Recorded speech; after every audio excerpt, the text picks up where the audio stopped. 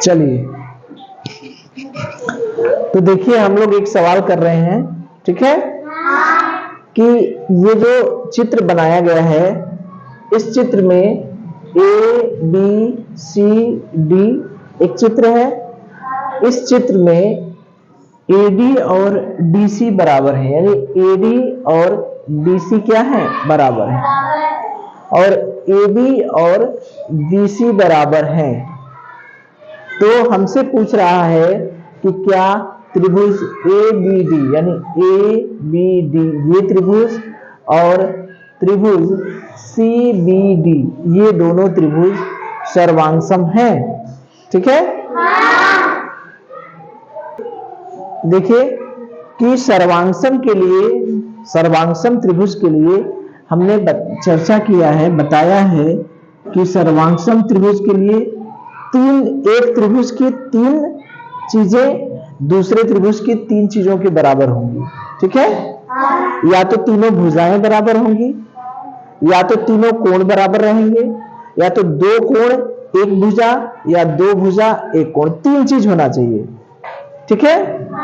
या तो भुजाएं हो तीनों, या कोण हो, या कोण में अगर 2 कोण होगी तो भुजा कट होगी 1, या कोण 1 होगा तो भुजा कट होगी 2 बराबर, ठीक है।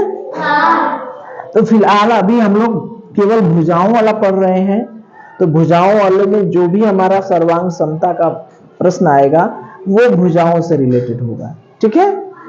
तो हमें देखिए क्या कह रहा है, हमें 2 त्रिभुज के बारे में पूछ रहा है, हमसे 2 त्रिभुज के बारे में पूछ रहा है। कौन कौन त्रिभुज है, ABD, ABD ये पहला त्रिभुज है, यही है ना, और दूसरा त्रिभुज है CBD, CBD ये दूसरा त्रिभुज है। यही 2 त्रिभुज है, एक त्रिभुज ये वाला ABD ये वाला, और दूसरा त्रिभुज CBD ये वाला, ठीक है। अब ये त्रिभुज इसके सर्वांगसम है, हमसे पूछ रहा है क्या क्या त्रिभुज ABD त्रिभुज CBD के सर्वांगसम है, हमसे पूछ रहा है, ठीक है। तो हम क्या देखें, एक त्रिभुज की तीनों भुजाएं दूसरे त्रिभुज की संगत तीनों भुजाओं के बराबर है। तो देखिए हमें दिया है क्या, ये तो दिया है, क्या क्या दिया है, देखिए क्या क्या दिया है। अच्छा हमें ये बताइए कि ये त्रिभुज, इस त्रिभुज के सर्वांगसम करने के लिए हमें क्या क्या चाहिए, इसकी तीनों भुजाएं दूसरे त्रिभुज की तीनों भुजाएं के बराबर होनी चाहिए ना। पहले त्रिभुज की तीनों भुजा दूसरे त्रिभुज की तीनों भुजा के बराबर होनी चाहिए, क्योंकि हम लोग पढ़ रहे हैं भुजा भुजा भुजा सर्वांग समता। इसका मतलब कि एक त्रिभुज की तीनों भुजा दूसरे त्रिभुज की तीनों भुजा के क्या होगी, बराबर होगी। तो पहले त्रिभुज की में देखिए AD भुजा है AD भुजा, AD बराबर क्या दिया है, DC, ये दिया है, हो गया कि नहीं। AD किस त्रिभुज में है, पहले की दूसरे, AD किस त्रिभुज की भुजा है, पहले त्रिभुज की, और BC किस त्रिभुज की भुजा है, दूसरे, यानी पहले त्रिभुज की ये वाली भुजा दूसरे त्रिभुज की ये वाली भुजा के बराबर है, दिया है। अब देखिए एक चीज और दिया है, AB बराबर BC, AB यानी पहले त्रिभुज की ये वाली भुजा AB भुजा और दूसरे त्रिभुज की ये वाली भुजा BC, ये दोनों भुजा बराबर हैं। एक त्रिभुज पहले, एक भुजा पहले त्रिभुज में है और दूसरी भुजा दूसरे त्रिभुज में है। तो एक त्रिभुज की 2 भुजाएं बराबर हो गई। अब तीसरी भुजा जो है वो क्या है, देखिए ये दोनों में है ये जो BD भुजा है,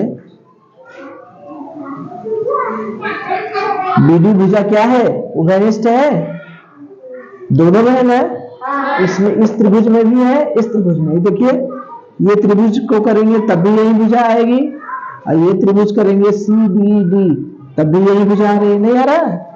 ये जो BD भुजा है वो दोनों त्रिभुज में है कि नहीं? बीडी भुजा दोनों त्रिभुज में है, तो इसका मतलब ये बीडी भुजा क्या है? उभयनिष्ठ है।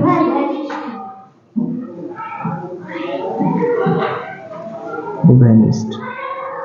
तो ये बताइए, पहले त्रिभुज की तीनों भुजा दूसरे त्रिभुज की तीनों भुजा के बराबर हुई कि नहीं? हुआ कि नहीं? एक त्रिभुज की एडी भुजा बीसी भुजा के बराबर दिया है, एडी भुजा बीसी भुजा के बराबर दिया है, और ये जो सीडी भुजा है वो क्या है? उभयनिष्ठ है। यानी एक त्रिभुज की तीनों भुजाएं दूसरे त्रिभुज की संगत तीनों भुजाओं के बराबर है कि नहीं? यानी त्रिभुज ए बी डी की तीनों भुजा त्रिभुज सी बी डी की तीनों संगत भुजाओं के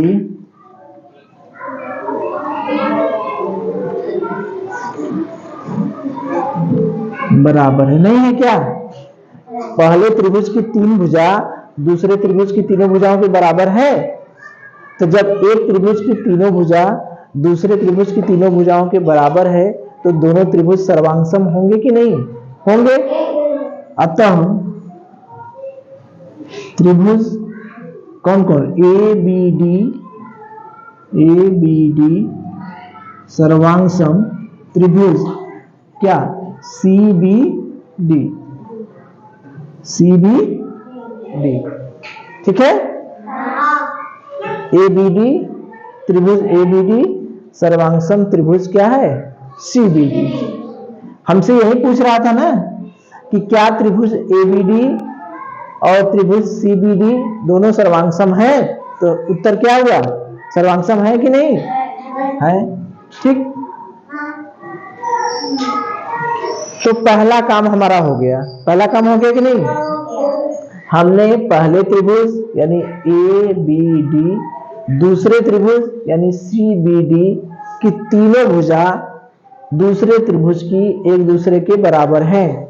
एक त्रिभुज की तीनों भुजाएं एक दूसरे के बराबर है, तो इसका मतलब कि ये पहला त्रिभुज यानी ए बी डी त्रिभुज सी बी डी के बराबर सर्वांगसम है। सर्वांगसम के लिए हमने क्या करते हैं?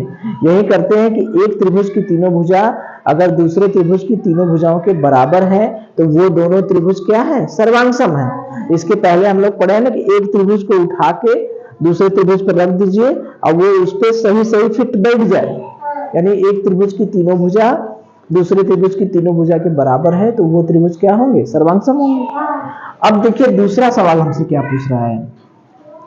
यदि त्रिभुज, ये पहला तो हो गया, ठीक है, चलिए चीज वही है, तो हमें अब दूसरा सवाल क्या देखना है कि ये त्रिभुज ए बी डी त्रिभुज सी बी डी के सर्वांगसम है। यानी पहला त्रिभुज ए बी डी और दूसरा त्रिभुज सी बी डी सर्वांगसम है। क्या है? सर्वांगसम। तो जब सर्वांगसम है तो इसकी संगत भुजा बताइए और संगत कोण बताइए। यानी ये त्रिभुज इस त्रिभुज के सर्वांगसम है तो एक एक भुजा, तीन भुजाएं होती हैं और तीन कोण होती है, तो किस कोण के संगत कौन सा कोण होगा वो बताइए, और किस भुजा के संगत भुजा कौन सी होगी वो बताइए। ठीक है, तो पहले हम संगत भुजा देखें। पहले हम क्या देखें? भुजा। अगर त्रिभुज ए बी डी सर्वांगसम त्रिभुज C B D, A B D और सी बी डी दोनों बराबर हैं, तो ये देखिए ये भुजा ए डी भुजा इसके संगत कौन है? ए डी के संगत कौन होगा? C D. यही ना, ए डी के संगत कौन है? C D. यानी ए डी बराबर क्या होगा? C D. ठीक, इसकी तीनों भुजा इसके तीनों भुजा के बराबर है, AD संगत किसके हो गया, CD के। इसी तरह से ये बताइए AB किसके संगत होगा, CB के। वेरी गुड, वही चीज दिया, उसमें जो दिया था, ठीक है, वो बराबर दे के हमसे पूछ रहा था कि सर्वांगसम बताइए, और यहाँ पर क्या सर्वांगसम दे के पूछ रहा है कि भुजा बताइए और कोण बताइए। अब देखिए ये और एक भुजा है DB, यही है ना BD, ये भुजा क्या है, दोनों में है, दोनों में है, इसका मतलब क्या है, उभयनिष्ठ, यही ना हुआ। चलिए ये तो संगत भुजा हो गई, ठीक। ये भुजा AD भुजा DC के बराबर, AB भुजा CB के बराबर, और ये DB भुजा क्या हो गए, उभयनिष्ठ। अब अगर हम संगत कोण के बारे में बात करें, संगत कोण, अब ध्यान दीजिएगा, कोण जब भी लिखते हैं तो जिस कोण के बारे में लिखा जाता है वह कोण बीच में लिखा जाता है, याद है ना। अब देखिए ये वाला कोण इस कोण के संगत होगा कि नहीं होगा, ये कोण इसके संगत होगा, ये कोण इसके संगत होगा, ये कोण इसके संगत होगा, यही ना होगा। एक त्रिभुज का तीनों कोण दूसरे त्रिभुज के तीनों कोण के बराबर होने चाहिए। तो सबसे पहले इस कोण को लिखें, कोण क्या नाम लिखेंगे, डी बीच में लिखेंगे, ADB, क्या लिखेंगे, ADB, यही लिखेंगे ना। और इसका क्या नाम लिखेंगे, CDB, कोण CDB। ये देखिए डी बीच में है कि नहीं। अगर डी कोण के बारे में लिखा जा रहा है तो कोण, जिस कोण के बारे में लिखा जाता है वह कोण कहाँ रहता है, बीच में। तो ADB ये हो गया और CDB ये हो गया, ठीक। अब ये कोण लिखें, ये वाला कोण, तो इसको क्या लिखेंगे बताइए, इसका नाम DAB, DAB बराबर। अब इसका नाम क्या लिखेंगे, बीच में क्या होगा, यहाँ A होगा और यहाँ बीच में क्या होगा, C होगा। चाहे इधर से करें DCB या इधर से करें BCD, तो क्या होगा बताइए, DCB, ठीक। अब एक कोण और बचा, इस कोण का अपने से बताइए क्या लिखेंगे, यहां पर B बीच में होगा, ABB, कोण ABD बराबर कोण CBD, कोण CBD, ठीक है। तो ये तीनों संगत भुजाएं हो गई और तीनों संगत कोण हो गए। अगर एक त्रिभुज दूसरे त्रिभुज की सर्वांगसम है, इसका मतलब उसके तीनों कोण और तीनों भुजाएं क्या होती हैं, बराबर होती हैं। तो ये नाम लिखना समझे, ये कोण इसके बराबर होगा, ये तो जान रहे हैं। अगर ये कोण 30 अंश है तो ये भी कोण 30 अंश होगा, नहीं होगा क्या। ये कोण 50 अंश है तो ये भी कोण 50 अंश होगा। अगर ये कोण 100 अंश है तो ये भी कोण 100 अंश है। ये हम लोग पीछे कर चुके हैं, पीछे किए हैं ना। तो यहाँ पर कोण हमें नहीं बताना है, वो पीछे हम लोग कोण बताना भी सीखे थे, लेकिन यहाँ पर कोण नहीं बताना है, उस कोण का नाम केवल लिखना है। तो कोण का नाम कैसे लिखते हैं, कोण का नाम लिखने के लिए हम उसको बीच में करते हैं जिसका नाम रहता है। जैसे इस कोण को लिखना है तो ADB, क्या हो गया, ADB, और इसका नाम लिखेंगे तो CDB, ये दोनों क्या हो गए, बराबर हो गए। इसका नाम क्या हो गया, DAB, क्या हो गया, DAB, A बीच में बोलेंगे, और इसका नाम क्या हो गया, DCB, ठीक। अब इसका नाम क्या लिखेंगे, ABB, ये B बीच में होगा, ABD, और ये क्या, CBD, ये तीनों क्या हो गए, बराबर है। तो अगर त्रिभुज सर्वांगसम है तो संगत कोण भी निकाल सकते हैं और संगत भुजा भी निकाल सकते हैं। चलिए तो देखिए एक सवाल हम लोग और करें, ठीक है। ये सवाल देखिए, ये क्या है, ये है कि पार्श्वकित चित्र में त्रिभुज ABC और त्रिभुज ABD एक ही भुजा पर बने त्रिभुज हैं।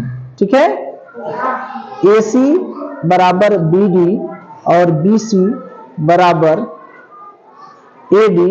तो बताइए कौन सा सत्य है कौन सा असत्य है। त्रिभुज ABC सर्वांगसम दिखाया है त्रिभुजों को, कौन सा त्रिभुज सत्य है कौन सा असत्य है। ठीक है, तो अब देखिए अभी हमने क्या सीखा है।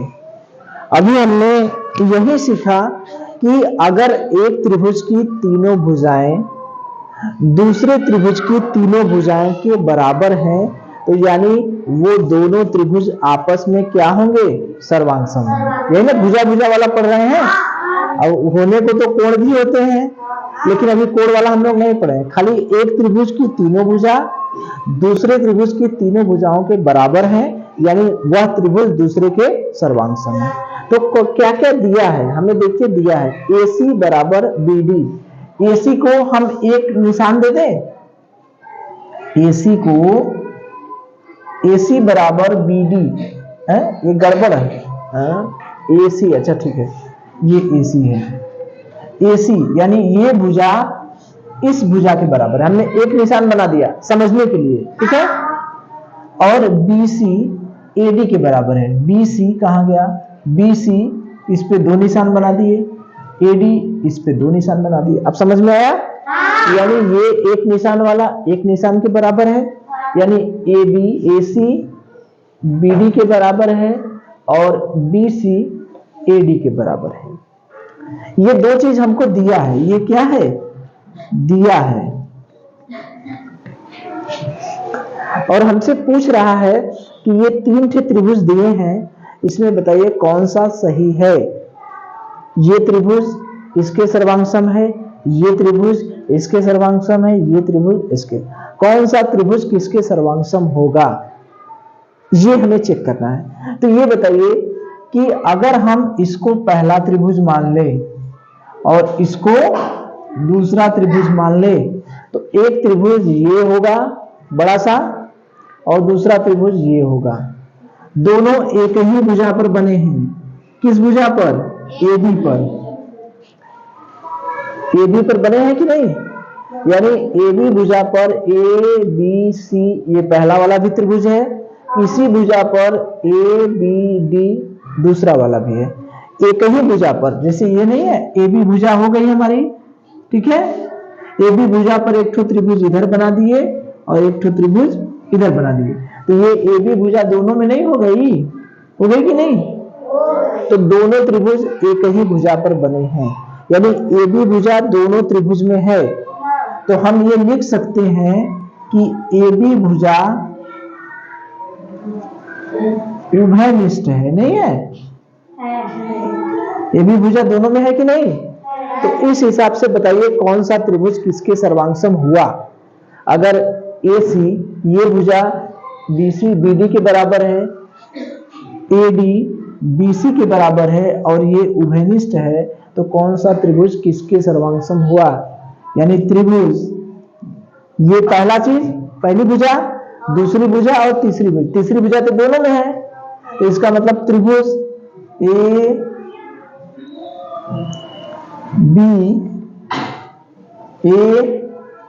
ABC सर्वांगसम त्रिभुज ABD हुआ कि नहीं। ABC यानी ये वाला त्रिभुज ABD दूसरा त्रिभुज सर्वांगसम हुआ। तो इन तीनों में ABC त्रिभुज सर्वांगसम ABD, ये तो सत्य है, सत्य है कि नहीं, ये तो सत्य हो गया। ठीक है, अब दूसरा देखिए ABC यानी ABC त्रिभुज जो है वो ADB के सर्वांगसम है, पहला देखिए। दूसरा क्या है, त्रिभुज ABC सर्वांगसम त्रिभुज ADB ए बी सी ये त्रिभुज ए डी बी के सर्वांग होगा? नहीं होगा। वही तो त्रिभुजवा है, चाहे इधर से नाम लिखे चाहे उधर से नाम लिखे। त्रिभुज ए बी डी, त्रिभुज ए डी बी, ये दोनों अलग अलग हैं क्या? ए बी सी और ए डी बी ये दोनों त्रिभुज अलग अलग हैं? बताइए, वही त्रिभुज है ना? इसी त्रिभुज का ही नाम है ना। अगर हम कह दें कि इस त्रिभुज का नाम बताइए, इसको मिटा दें, वही है ना। इस त्रिभुज का नाम क्या होगा? ए बी डी होगा? होगा। इस त्रिभुज का नाम ए डी बी नहीं होगा? होगा ना। इसी त्रिभुज का नाम त्रिभुज बी ए डी नहीं होगा क्या? बी ए डी इधर से नहीं होगा? चाहे वैसे नाम लिखे, होगा कि नहीं? ये भी तो ये भी क्या है? सत्य है। ठीक है। अब त्रिभुज A B C B A D, B A D ये इसके भी बराबर होगा कि नहीं? सर्वांग सम होगा ना। बी ए डी ये भी सत्य है, क्योंकि एक ही त्रिभुजवा का नाम अलग अलग लिखा है। एक ही त्रिभुज का नाम क्या लिखा है? अलग अलग। यहां पर एक और ऑप्शन बन सकता है क्या? चौथा हम लोग चाहें तो बना दें, त्रिभुज ए बी सी सर्वांग सम बी डी ए, त्रिभुज बी डी ए नहीं हो सकता क्या? बी डी ए हो जाएगा ना। ये भी क्या है? सत्य है। होगा। इसी तरह से और भी नाम दे सकते हैं, नहीं दे सकते? ऐसे त्रिभुज B C A, B C ए सर्वांग सम, देखिए नाम इसी त्रिभुज का नाम बदल दिए और इसका नाम कर दें ए डी बी, त्रिभुज ए डी बी। तो ये भी तो सत्य हुआ, हुआ ना। इसी त्रिभुज का नाम अलग अलग लिखा है। ये दोनों त्रिभुज का नाम अलग अलग लिखा है, नहीं लिखा है क्या? लिखा है। इसी त्रिभुज का नाम, इसी त्रिभुज को जैसे अगर हम कहें कि त्रिभुज, ये दो त्रिभुज हैं, ठीक है। इस त्रिभुज का नाम मान लीजिए एक त्रिभुज हो गया ए बी सी, ठीक है। एक इसका नाम ए बी सी लिख सकते हैं, ठीक। इसका नाम ए सी बी लिख सकते हैं, नहीं लिख सकते क्या? इसका नाम बी सी ए लिख सकते हैं, लिख सकते हैं कि नहीं? लिख सकते हैं। बीच में बी भी रख सकते हैं, बीच में सी भी रख सकते हैं, बीच में ए भी रख सकते हैं, सी ए बी, कुछ भी रख सकते हैं, लिख सकते हैं ना। अब दूसरे त्रिभुज का नाम ए डी बी, बीच में डी हो गया, और बीच में बी करना है तो त्रिभुज ए बी सी करेंगे, बीच में ए करना है तो बी ए सी करेंगे, नहीं करेंगे? अब बीच में ए करके दो नाम लिख सकते हैं, वैसे बीच में डी करना है, दो नाम लिखना है इस त्रिभुज का, तो ए इधर से चालू करेंगे तो ए डी बी होगा, और इधर से चालू करेंगे तो बी डी ए होगा, नहीं होगा? 6 नाम इसका हो जाएगा। सी वाले को, बी वाले को चालू करेंगे, ए बी डी हो गया, ए बी डी होगा ना, ए बी डी हो गया, और इसको करेंगे बीच में बी करना है तो डी बी ए करेंगे, हो जाएगा ना। उसी को पीछे से A D B D A, उल्टा A B D B A, B C A B A C, और त्रिभुज सी ए बी, ठीक। इसको भी इसी तरह से कर सकते हैं, सी बी ए कर सकते हैं। तो 6 नाम, इसके 6 नाम इसके 6 नाम के बराबर हो जाएंगे कि नहीं? इसको हम लोग 5 के बजाय 6 भी कर सकते हैं ना? बात समझ में आ रही है?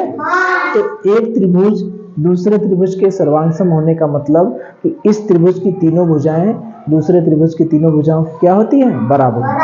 ठीक है, तो बराबर दिया है तो हम चेक कर लेंगे। तो ये हो गया आपका भुजा भुजा भुजा सर्वांग समता। ठीक है, अभी 3 ठो था, तीनों कोण का हो जाएगा, 2 कोण, एक भुजा 2 कोण।